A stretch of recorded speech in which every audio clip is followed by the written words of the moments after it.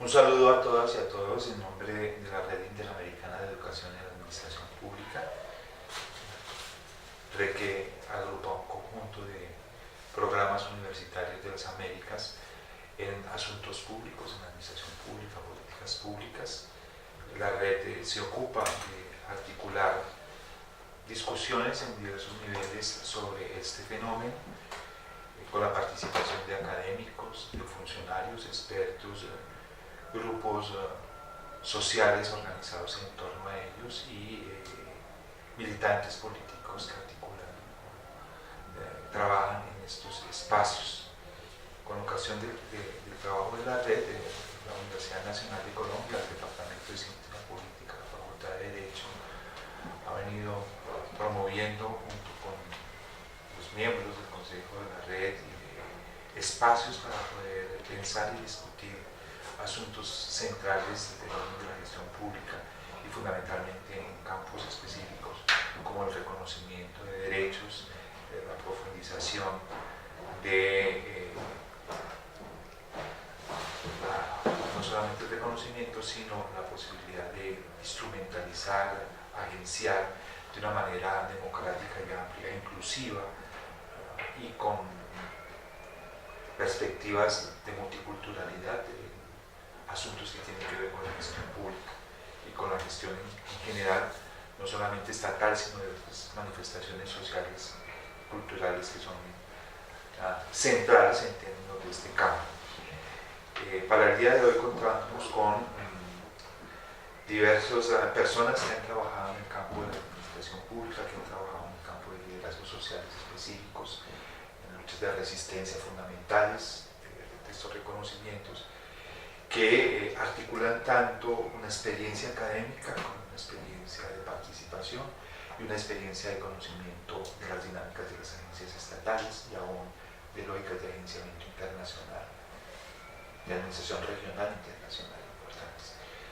Y para este trabajo, cada uno de nosotros nos presentaremos para señalar más o menos algo de nuestros lugares de habla, de alguna manera, y de experiencia, y articulado a cada uno de estos ejes temáticos que cada uno señalará, nos ubicaremos en el abordaje de 4 temas fundamentales: la diversidad de un lado, el reconocimiento, la participación y la justicia. Tendremos para el caso 3 momentos claves: uno de presentación, uno de introducción a los problemas, uno de desarrollo de conocer esos problemas y finalmente tendremos una conclusión. Entonces, primero agradecerle a todas y todos su participación en este espacio y bueno, iniciamos entonces con las presentaciones. Bueno, mi nombre es Adriana Aranguren, soy administradora pública de la Escuela Superior de Administración Pública. También desarrollé una maestría en Antropología Social en la Universidad Nacional y he acompañado procesos de pueblos indígenas durante unos 15 años. Actualmente acompaño un proceso de consultoría con RAIS Amazonía. Saludos, mi nombre es Palmira Rivas González, soy puertorriqueña, profesora e investigadora docente de la Escuela Graduada de Administración Pública de la Universidad de Puerto Rico, el recinto de Río Piedra.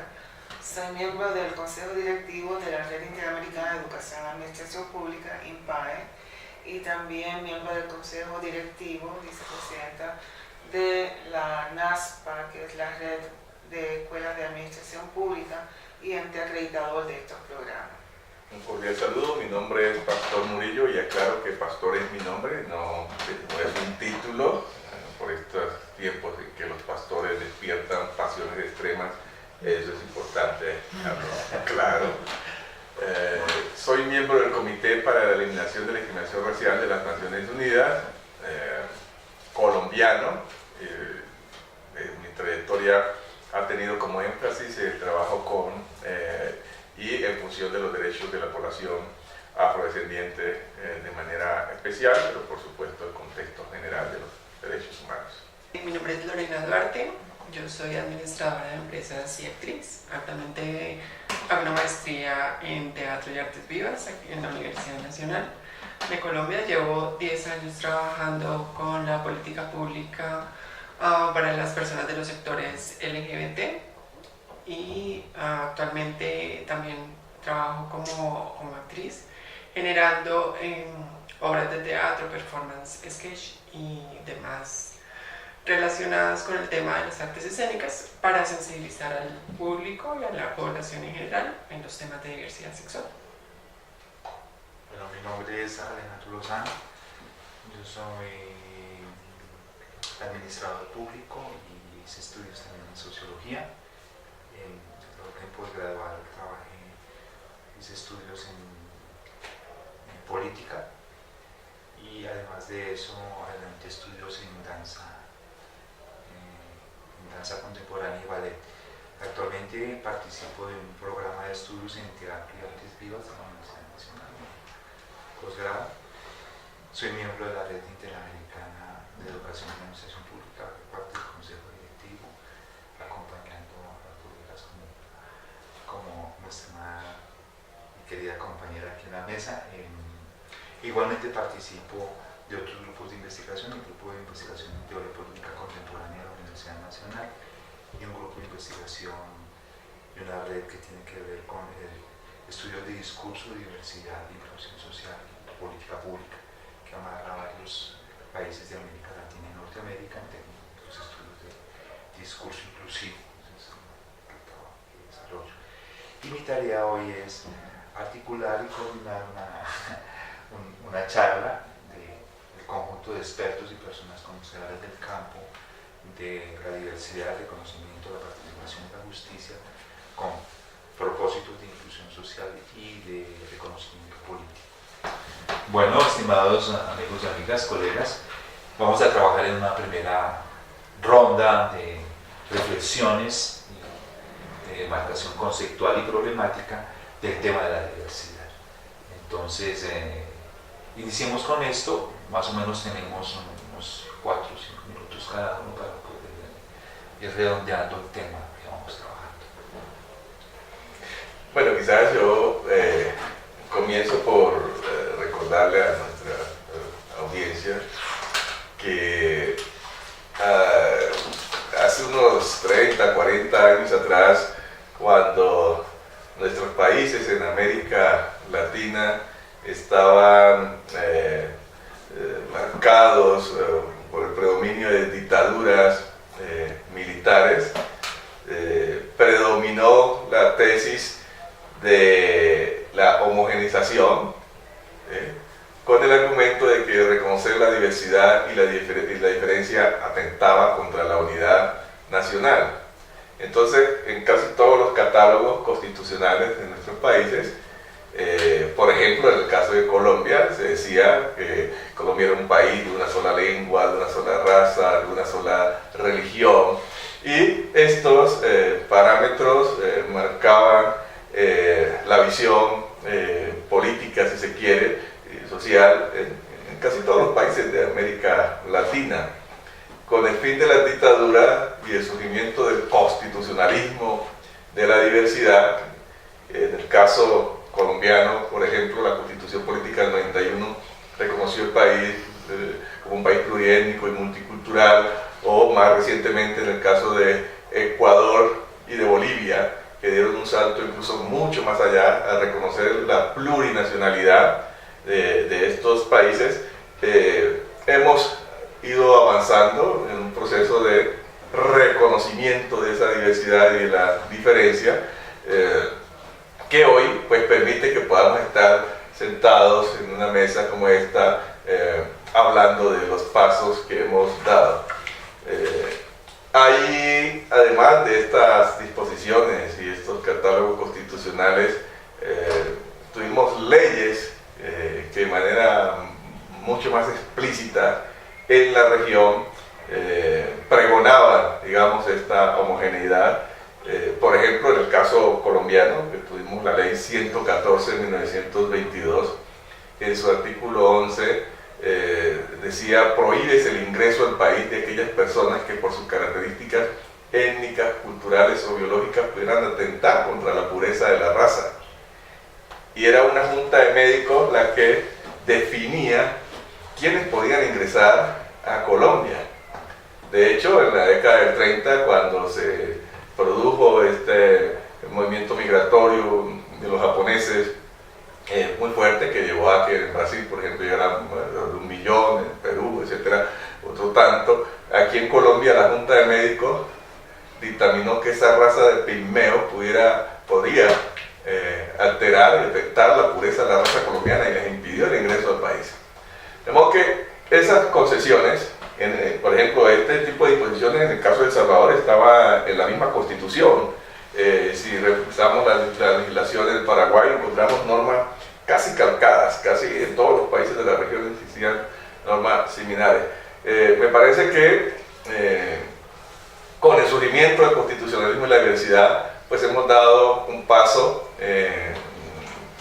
en la dirección justamente de romper con esas visiones y, bueno, nos produce gran expectativa, no obstante que los desafíos más importantes continúan en pie porque se generaron unas concesiones y unas pautas culturales que aún están muy arraigadas en nuestra sociedad. Entonces muchos de los problemas y el rechazo a la diversidad, la diferencia, la resistencia que existe hoy, pues hunde sus raíces en esa realidad no solo sociológica, sino jurídica, que fue llevada a las propias disposiciones legales.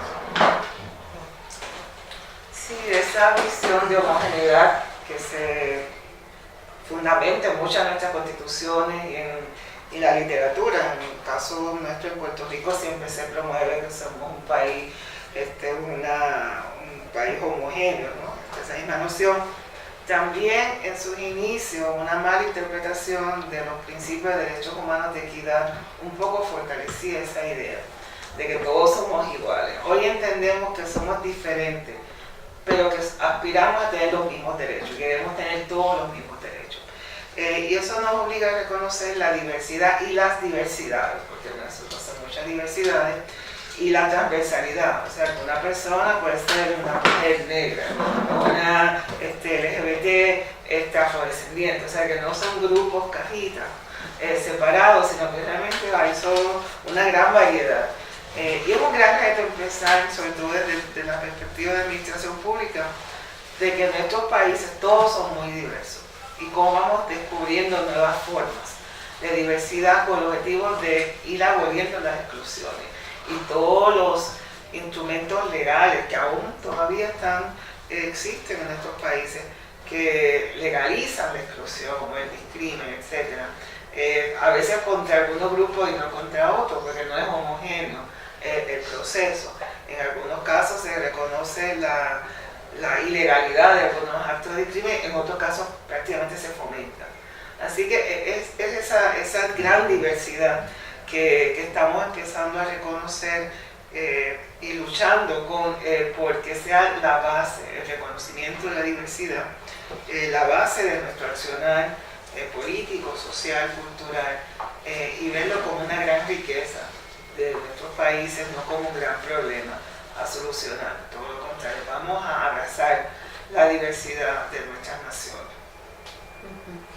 Un poco, como tú decías, digamos, tal vez hace unos 40 años con ese empezar a entender que como estábamos configurados en América Latina no respondía como al modelo ideal normativo que se había implantado, sino que había en el hecho real una diversidad principalmente muy étnica, ¿sí? Digamos, tenemos una gran diversidad étnica desde Norteamérica hasta Sudamérica, pues nomás en Colombia tenemos 102 pueblos indígenas, en Brasil se logra tener más o menos alrededor de 280 pueblos indígenas, entonces esa diversidad también desbordó en realidad ese carácter normativo que existía en toda América.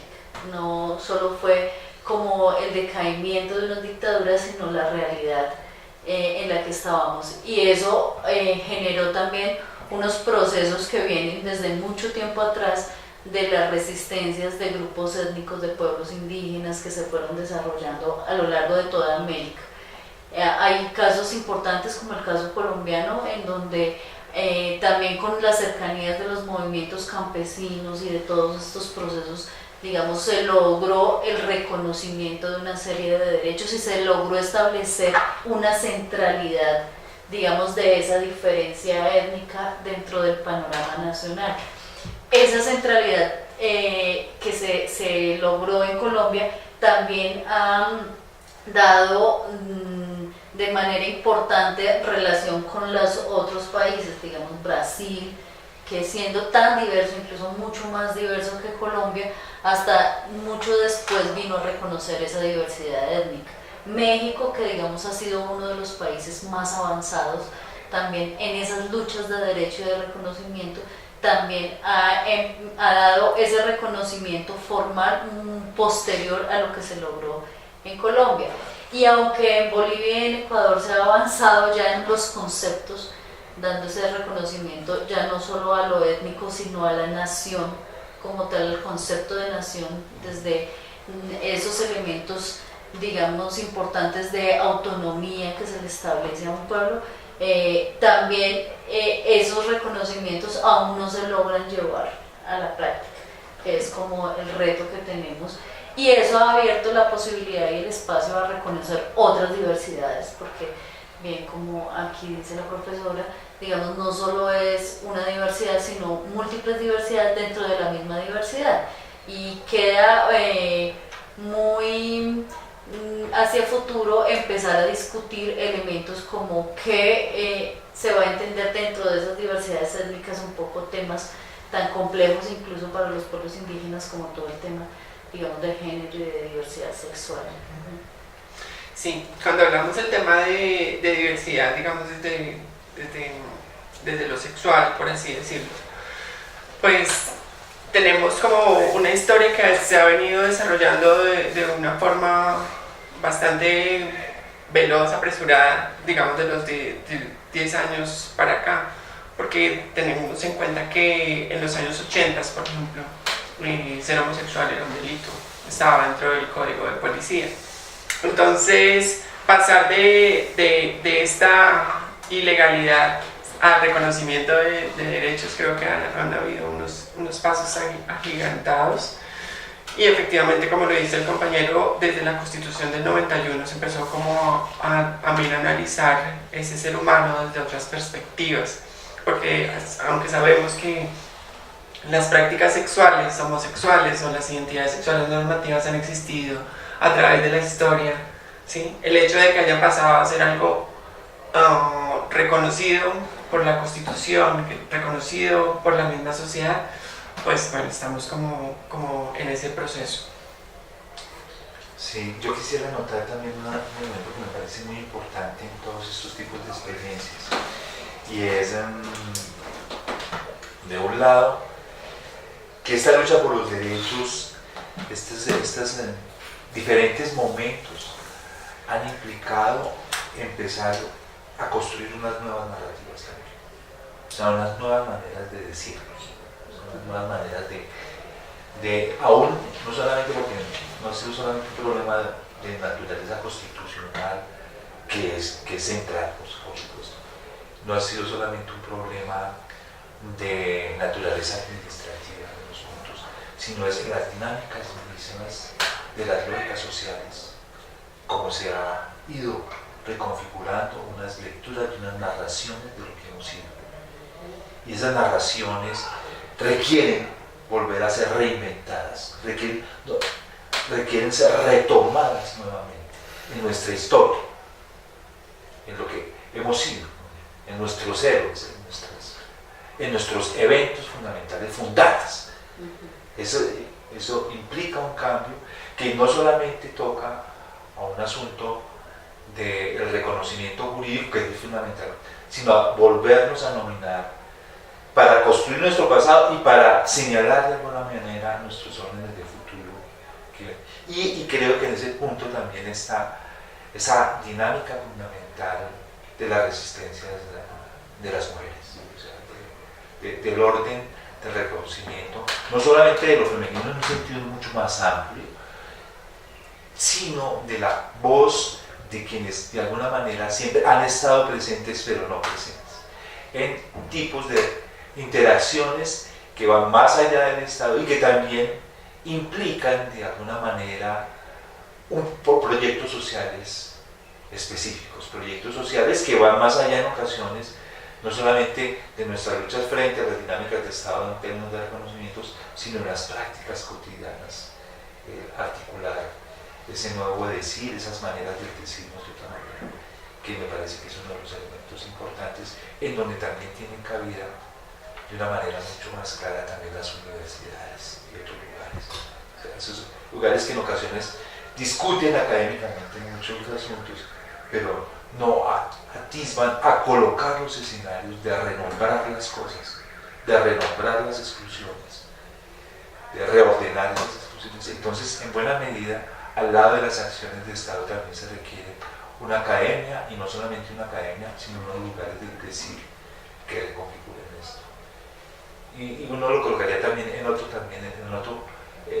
lugar fundamental, que ha sido la voz de las artes, o sea, la voz de nuestros reconocimientos cotidianos culturales, porque en esos puntos es bastante interesante la atención. En esos puntos no pueden negar. Hay reconocimientos que se hacen porque se someten por la imposibilidad de no reconocerlos. Nosotros no podemos pensar la música de América toda sin la afrodescendencia que nos penetra por todos lados, y no solamente eso, sino un conjunto de prácticas y decires que van más allá de la pretensión del concepto de raza o de género. Entonces me parece que ese es un campo importantísimo que penetra los órdenes también cotidianos, que tienen efectos igualmente en términos no solamente, que en momentos toca lo mismo jurídico, en lo que da como lugar la configuración de nuevos proyectos de identidad. En ese punto hasta las identidades nacionales tienen que ser renombradas de otra manera. Cuando se dice Colombia, o cuando se dice Brasil, o cuando se dice... ahí me parece que hay un punto fundamental en la discusión de este asunto. Sí, yo diría que ese proceso de resignificación hoy es más vigente que nunca. Si lo miramos en un contexto más global y observamos lo que está pasando en distintas partes del mundo, recordemos que las elecciones recientes en Alemania, después de la Segunda Guerra Mundial, después de 70 años, por primera vez, una facción política abiertamente racista, ¿sí? Que pregona de manera directa el fascismo, ascendió al poder. Es la tercera fuerza política hoy en Alemania, en un hecho que evidentemente tiene que preocupar a nivel internacional. Las elecciones en Francia hace poco, el mundo entero tuvo el aliento pensando en la posibilidad de que una expresión de esta índole también llegara al poder, lo que atentaba contra la posibilidad de la misma existencia de la Unión Europea, o los resultados electorales en Estados Unidos, o los hechos más recientes en Estados Unidos, por ejemplo en Virginia, a partir de este movimiento que busca justamente la resignificación de los símbolos, y cómo la decisión de retirar una estatua que pregona justamente o que simboliza o simbolizaba en este caso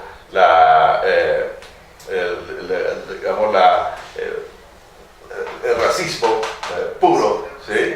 La supremacía blanca, terminó generando pues unos choques y unas tensiones que hoy están allí sobre la mesa. Entonces lo que quiero destacar es que esta realidad latinoamericana no está al margen de la realidad global, y que este tema de la reconocimiento, de la lucha por la diversidad y la diferencia va más allá de nuestra cotidianidad, y que tiene efecto justamente en esa reconfiguración de las naciones, pero también geopolíticamente hablando tiene unas implicaciones enormes. El profesor Alejandro hacía referencia al tema de la mujer. Recordemos que nosotros, por ejemplo, aquí en Colombia llegamos a tener legislación que perdonaba incluso el homicidio, ¿sí? Si se cometía, como decía el Código Penal colombiano, en contra de una mujer que se encontraba en estado de concubinato y amancebamiento. El hermano, el papá, el hijo podía llegar incluso a asesinarla y eso no le generaba ningún castigo penal, ¿sí? Es una de las múltiples expresiones de ese desconocimiento del otro, del diferente, y el nivel en que se ha tenido. De manera que hoy, quizás más que nunca, la cuestión del reconocimiento del otro, del diferente, ya sea desde el punto de vista étnico, racial, desde el punto de vista de género, es un asunto de enorme vigencia. Ciertamente el proceso de las diversidades parte del reconocimiento de los diferentes grupos y sobre todo la gran lucha por la autoidentificación y denominarse, o sea, ¿cómo me van a llamar? Es parte de las luchas. Y siempre no deja de sorprenderme como eso vuelve a estar sobre la mesa. Ahora utilizamos muy comúnmente el término afrodescendiente, pero eso tomó un gran proceso de pensarlo, de debates al interior y exterior, para finalmente adoptar esta denominación, que es algo de reciente uso.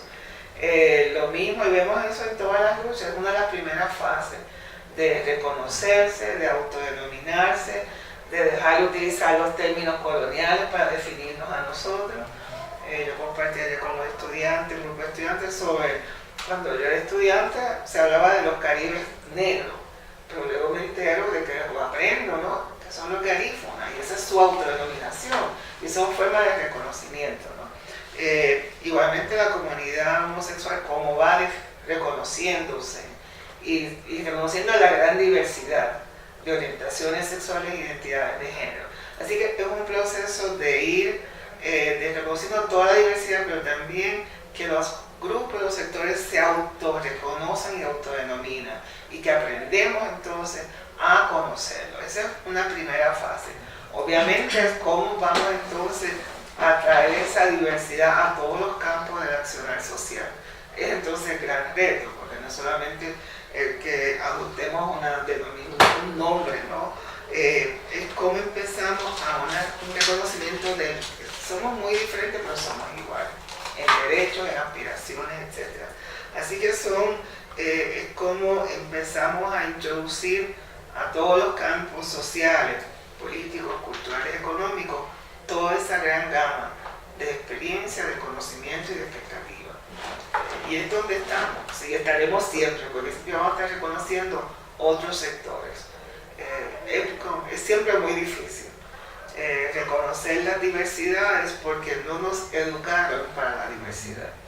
Yo espero que nuevas generaciones se crezcan con otra visión, pero no nos educaron o formaron para ver esa otra persona como una persona igual, con igual mismo derecho. Y es un proceso de aprendizaje constante. Y debemos yo invito a tener siempre esa actitud de un aprendizaje, de mirar y reconocer esas otras personas. Cuando se emigran personas de otras regiones, tenemos que empezar a reconocer como seres humanos, como otras personas que van a estar conviviendo con nosotros, las personas con discapacidad. O sea, la gama de sectores es cada vez más amplia. Y ahora en la academia es un gran reto. Nosotros estuvimos trabajando en un diseño de una matriz de las desigualdades para Puerto Rico, con un grupo de colegas de varios países. Y fue muy interesante como otros colegas, al mirar el trabajo nuestro, se percataban que algunos sectores que para nosotros eran obvios, se les había olvidado a ellos. O cuando miro la matriz de desigualdad de otros países, pues uno se percata de que yo no reconocí este grupo que sí está presente en mi país. Así que esa tendencia a no ver, a mirar y no ver, siempre va a estar presente. Y es un gran tiempo que tenemos que estar muy conscientes de que existe para poder realmente ser inclusivos. El objetivo no es justamente habla de diversidad, es decir, ¿no? Cómo incluimos y cómo incluimos a todos. Yo concuerdo que el lenguaje está dentro de la centralidad o es la centralidad del reconocimiento, digamos un poco con lo que tú planteabas y con lo que aquí los profesores también han desarrollado. Ese cambio y ese tránsito de la denominación y la nominación que se ha dado, no solo a poblaciones sino a sectores, también los pone en otro lugar dentro, digamos, de las relaciones y de las relaciones de poder y de las relaciones de Estado y de las relaciones de la administración pública. Entonces, ese cambio también se ha dado, digamos, y ha transitado dentro de todo este proceso que han tenido las poblaciones, los pueblos indígenas, los grupos, en ese tanto autorreconocimiento como reconocimiento de esa diferencia. Entonces, suele suceder lo que ha pasado en Colombia. Muchos pueblos indígenas que en la época colonial se reconocían con una denominación, digamos, han transitado a otras denominaciones. El caso muy concreto en el Cauca, con los paeses, ya no los llamamos paeses, ya ellos son misal, ¿cierto? Porque ellos han entrado en unos procesos precisamente de comprender por qué venía ese nombre o esa nominación de país, y en ese sentido entonces se ha modificado ese lugar que ellos tenían cuando eran terrajeros y ahora lo que significa ser un misal, o por decir algo, lo que significa ser un guambiano en vez de ser un nasa, ¿cierto? Digamos, esas nominaciones también cambian unas centralidades y unos lugares en los que ese actor social empieza a jugar otros roles, tanto con la administración, con el poder, con la política, con los escenarios. Y yo creo que eso ha pasado también como un poco lo que planteaba, no solo con pueblos indígenas, sino con muchos sectores, con los afro, que hoy en día, digamos, esa nominación afro, como tú bien lo indicas, después de muchos procesos internos de trabajo entre ustedes, ha planteado además unas discusiones con la nominación negra, ¿sí? O con la nominación, digamos, de palenquero que aquí en ocasiones en Colombia se establece.